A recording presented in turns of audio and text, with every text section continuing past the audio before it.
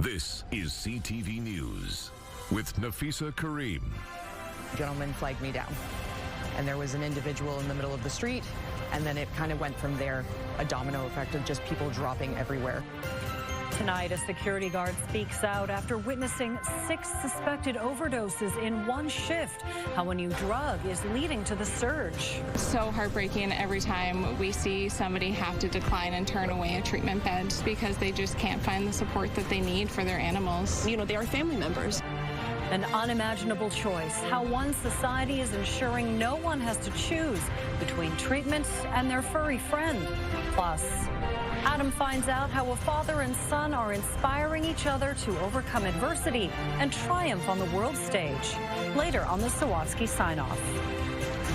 Good evening. Thank you for joining us.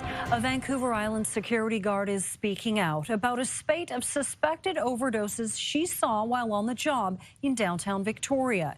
It comes as the Centre for Disease Control warns the public about a change in the unregulated drug supply. CTV's Anna McMillan reports.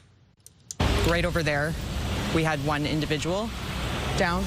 Over here, we had another individual. In the span of a few blocks and a couple hours, Alicia Retta says she saw 6 suspected overdoses. 4 I had to intervene with Victoria Police and BC Ambulance. The security guard says it happened while she was working downtown early Wednesday morning. I had 3 males actually stop me and ask for help. One male was very scared and handing me a phone saying 911 was on the phone and that they needed help. That's when I noticed that there was a gentleman on the ground. She says she gave him CPR while waiting for paramedics, and eventually he came to after several shots of Narcan. Another gentleman flagged me down, and there was an individual in the middle of the street, and then it kind of went from there, a domino effect of just people dropping everywhere. Yesterday, Victoria Police said its officers responded to 15 non-fatal overdoses in 24 hours. In several cases, Vic PD says naloxone didn't have its usual effect, likely because people's drugs were laced with medetomidine. What it causes is a deep sedation or sleepiness. This week, the BC Centre for Disease Control issued a rare province-wide alert about medetomidine. It can cause them to not wake up even after naloxone is administered. They might have their breathing restored by naloxone, but still remain very sedated, very sleepy. BC Emergency Health Services says on January 21st, paramedics responded to 256 overdoses across the province, a new single-day record which had previously been set in November. When I see that individual that I did chest compressions on, I also see my late partner who I lost in June. Addiction doesn't see one type of person, it sees everyone. The message from the security guard, step up and help if someone needs it, all while health organizations consider new ways to cope and reverse overdoses in a landscape where the drug supply continues to shift. Anna McMillan, CTV News, Victoria. For many battling addiction, their pet is their sole source of comfort and family. But seeking life-saving treatment often means leaving that beloved companion behind. Tonight, CTV's Brendan Strain introduces us to Recovery Tales Society, an organization bridging the gap by providing free pet care, so no one has to choose between their pets and recovery.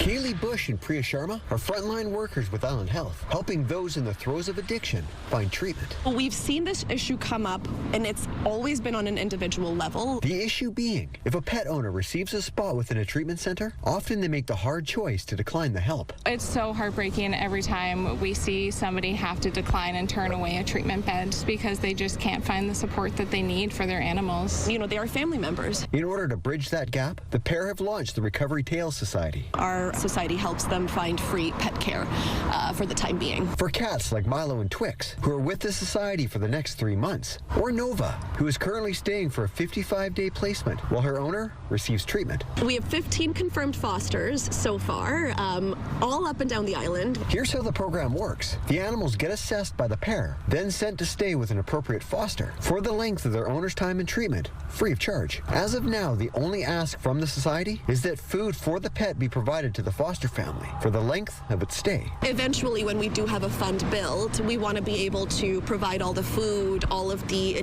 necessary things that their animal will need. I think it's absolutely amazing. Like, what a beautiful idea to come out and provide a missing piece of recovery. Mike Manhas is the founder of the Rewired Recovery Foundation, as well as Soberfest, which has resulted in sending more than 100 people to treatment. Mike knows addiction personally and says often those seeking treatment have already lost many of the close relationships in their lives, with their pets being the only stable relationship they have left. When you offer someone treatment and you tell them, well, you can't take your dog, where does the animal go? It's either a shelter or you struggle to find a place to take them and hope you get the dog back afterwards.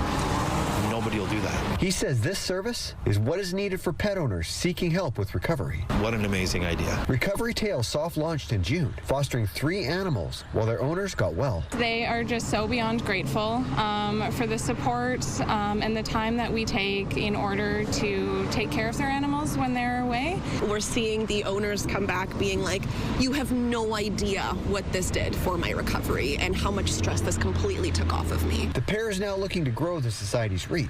More foster families are needed, as well as financial donations, in order to remove a major barrier in the recovery journey of pet owners. Brendan Strain, CTV News, Esquimalt. The City of Victoria has approved a funding increase for Canada Day celebrations, but the budget top-up still doesn't come close to what was spent last year. The city says because of fiscal restraints, the budget was around $100,000. Today, council voted to double it, bringing the total budget to around $200,000. Last year, the city spent just over $500,000. The city says the province typically declines to cost share the event with the city. This despite the fact that other provinces across the country often fund or co-fund Canada Day events in capital cities. A pitch from the mayor says these events are a local opportunity for Victorians to celebrate their identity amid troubling internal times. Vancouver Island's cruise industry is set to make waves again this year, with an increase in ships visiting both Victoria and Nanaimo. In a report to Victoria Council, the Greater Victoria Harbour Authority says 310 ships came to port last year. This year, says the authority, 331 ships are expected to tie up at Ogden Point, including 6 new vessels and 2 new cruise lines that have never visited. The authority says it's the best year on record. 2025, just under 1 million passengers visited Victoria, and that's really important to this economy. It contributed over $214 million in spending. So the passengers came down here and into the community and spent, on average, about $100 per passenger. And so that supported nearly 1,400 jobs. Nanaimo expects to get 10 ships this year, and that is up from the 4 they got last year, and that was double the number of ships from 2014. The regional district of Nanaimo is nearing the finish line to conserve 360 hectares of parkland, but they still need your help to cross it. The RDN has secured more than $25 million in funding to purchase the Hamilton marshlands in the Qualicum Beach area from Mosaic Forest Management, which has lowered the price by $1 million. But the regional district still needs to secure another $3 million of the $26 million purchase price by March 31st. The area is within a 100-year-old forest and will become old growth within 150 years. Has been something that the community has looked to preserve for going on 3 decades, I would say. It's a very unique wetland area, one of the largest left in central Vancouver Island. The RDN says people can donate through Nanaimo Area Land Trust as well as the Mount Arrowsmith Biosphere region. The rules around dogs in Saanach's Panama Flats are changing after council weighed their options between on and off-leash rules for pups. Saanich Council has decided keeping dogs on leash in certain areas of the park is the best way to allow them to enjoy the park and offer protections for migratory birds. An enclosed area will be created in the northwest section of the park to accommodate off-leash dogs. The changes will go into effect immediately after the final reading at the next council meeting. In October, Saanich approved a renewed vision for the flats following nearly a year of community engagements. Still to come, the Prime Minister claims Canada is more united than ever. Our country is more united, ambitious, and determined than it has been in decades. The comments come as Alberta separatists say they met with the Trump administration. 9 degrees, a little bit of mist on the horizon. Josh will be back after the break with the full forecast. CTV Weather brought to you by Expedia Cruises, customizing dream vacations with unbelievable value. Call or learn more at expediacruises.ca. What makes West Shore Parks and Recreation a perfect place to play? It's our staff, working behind the scenes to keep the pool safe, kids engaged, and programs thriving. So apply today and join our team.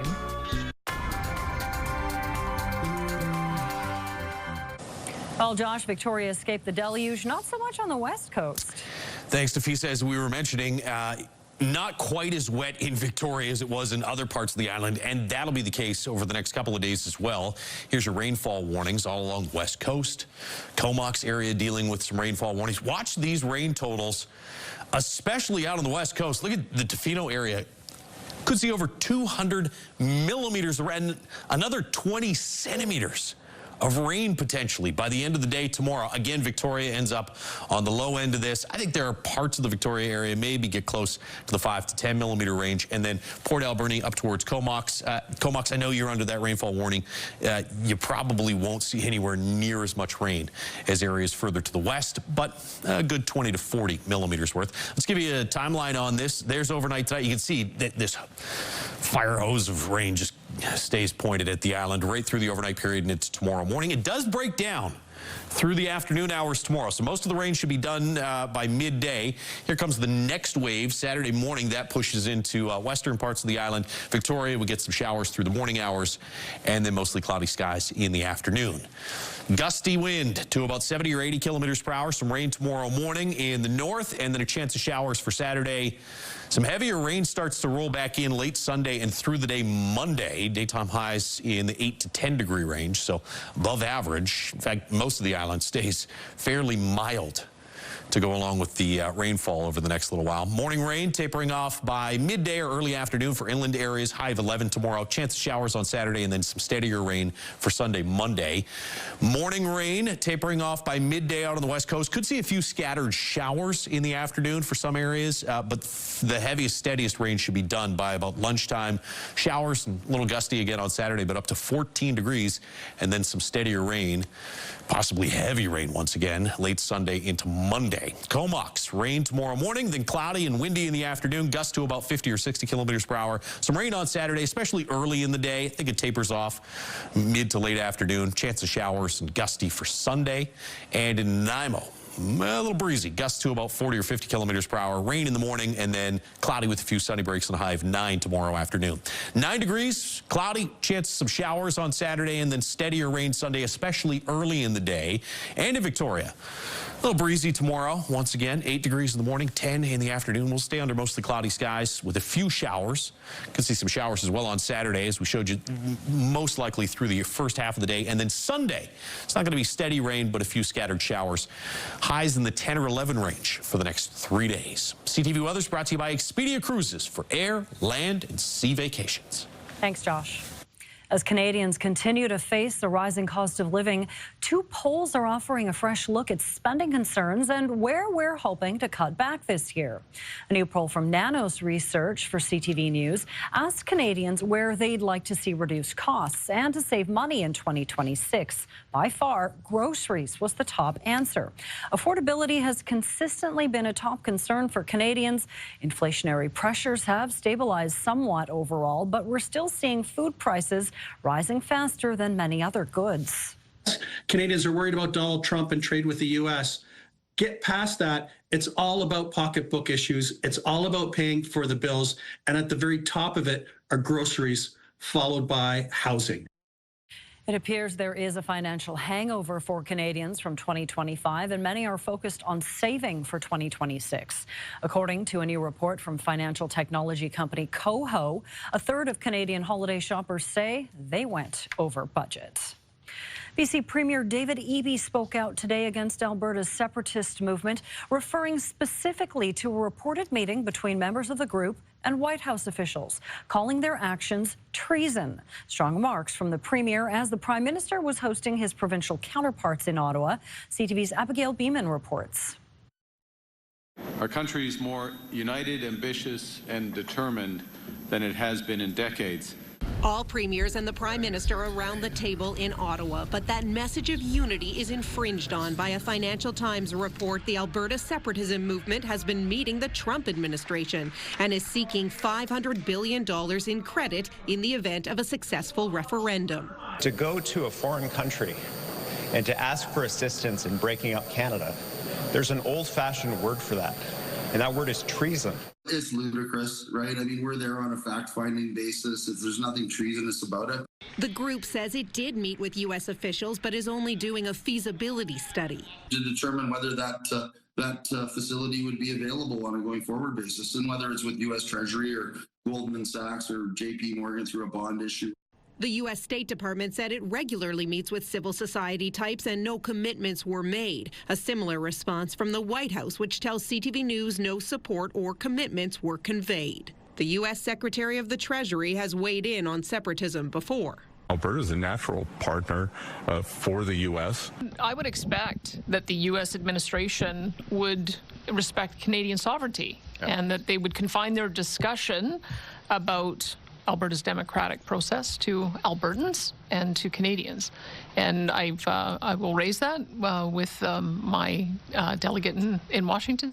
At the closing press conference, the Prime Minister would not answer whether he felt there was foreign interference from the United States. I expect the U.S. administration to respect Canadian sovereignty. I'm always clear in my conversation with President Trump to that effect, and then move on to what we can do together. While Canada faces separation speculation further east too, with the rise in popularity of Quebec's Parti Québécois. He's going to call a referendum. If he, God forbid, he gets elected, I mark my words, within a year and a half, he'll be calling a referendum to separate from Canada. Unacceptable. As for the substance of the meetings, a big focus was the upcoming review of the North American Free Trade Deal. The Prime Minister said he and the premiers agreed to meet monthly once that review is underway. Abigail Beeman, CTV News, Ottawa. The next phase of preparations for the Milano Cortina 2026 Winter Olympic opening ceremony is underway. Thousands of performers and volunteers from 27 countries have spent months getting ready in a tent next to Milan's historic Sanrio Stadium. Rehearsals are now shifting to inside the massive soccer arena. The show will celebrate Italian history and culture, with costumes playing an essential part, a fitting choice for Milan, which is, of course, one of Europe's fashion capitals. The curtain rises February 6th. Coming up, family lifting. Adam finds out how a father and son, both weightlifters, are inspiring each other on the world stage. Next on the Sawatsky Sign-Off.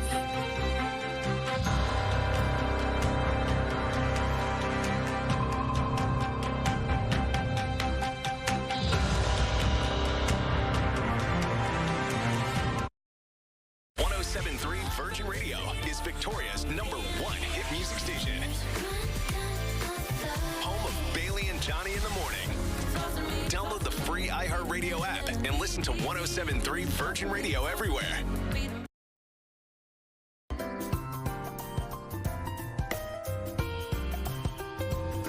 Finally, Adam finds out how a father and son's passion for weightlifting is inspiring them to overcome adversity and triumph on the world stage. On tonight's Encore Sawatsky Sign-Off. Despite his big body, Corporal Greg Young rarely has to employ it to keep his small community safe. I think I'm a pretty soft-spoken, gentle person, so I think that, helps me along. Long before he strived to become an RCMP officer, Greg dreamed of being a strongman like his dad, Terry. coming to the weight room and playing around. Kind of grew up chasing his footsteps. Footsteps that led Terry to win gold at the World Master Championships. Pretty happy moment for our family when he won that. The pictures now provide motivation for Greg to train up to 4 hours a day in his home gym. It's consistently challenging, but pretty rewarding. And if the most rewarding thing is beginning to realize your dream of being a powerlifter like your dad, yeah, he was pretty good at it. The most devastating thing is having it crushed by a broken back. Definitely painful and frustrating. Although a spinal fusion fixed his injury, it left Greg unable to lift like before. You can choose to lay down and die or just move in a different direction. So Greg started focusing on his bench press instead and realizing what he calls the gift of injury. I think that I would have been a pretty good powerlifter, but I think I became a pretty great bench presser. He was lifting these enormous weights I could never dream of. When Greg realized the weight he was lifting in his home gym, up to 580 pounds, was better than what was being benched at the Worlds, he took a chance and invited his dad to try competing again too. He originally inspired me, and I think this time around I inspired him to. The coach is becoming the coached. Over the past few World Championships, the father and son have motivated each other to both earn a place on the podium, winning bronze, silver, and gold medals. You get a lot of joy to watch them and be there with them. And Greg is finding that even better than achieving the dream of following in your dad's footsteps is overcoming adversity and walking right beside him. It's pretty cool. It's a pretty remarkable feeling. Adam Sawatsky, CTV News. The Sawatsky Sign-Off, brought to you by Coastal Community Credit Union. Bank happy at Coastal Community Credit Union. That's what I call a strong story. That's it for CTV News Vancouver Island. Good night.